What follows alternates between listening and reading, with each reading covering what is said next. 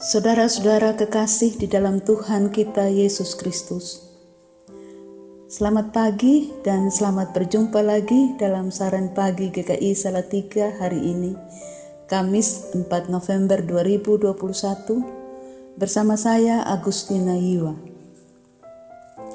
Sebelum kita membaca dan merenungkan firman Tuhan, mari kita bersama-sama menghadap Tuhan dalam doa. Mari kita berdoa.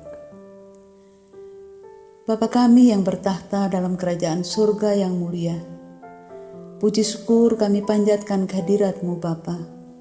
Oleh karena berkat perlindungan-Mu, kami masih selamat sampai hari ini.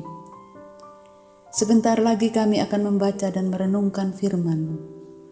Kiranya Roh Kudus mencerahkan hati pikiran kami, supaya kami dapat mengerti apa kehendak Tuhan bagi kami, dan kami dapat menerapkannya dalam kehidupan kami sehari-hari.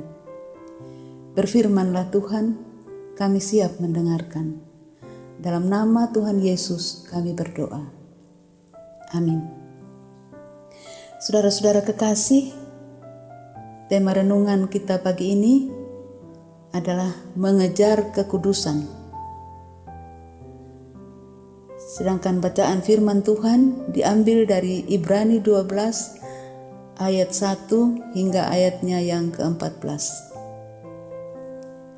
Saya hanya akan membacakan ayatnya yang ke-14 untuk kita semua.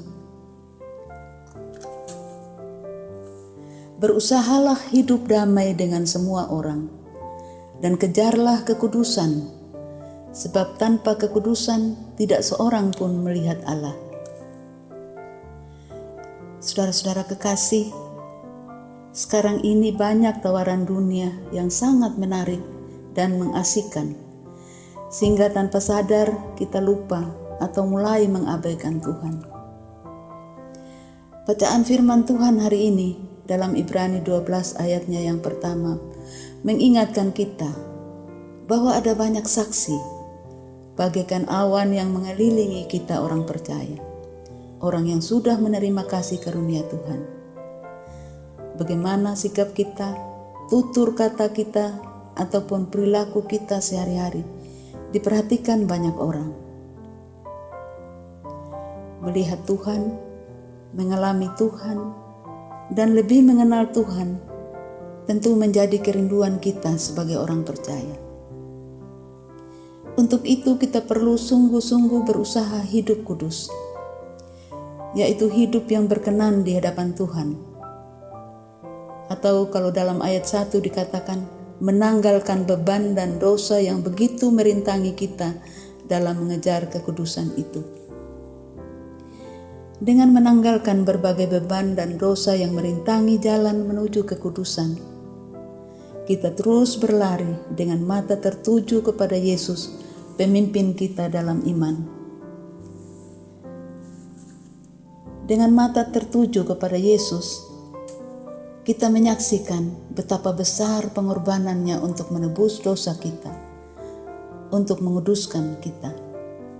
Ia rela menanggung derita dan tekun memikul salibnya, supaya kita jangan lemah dan putus asa.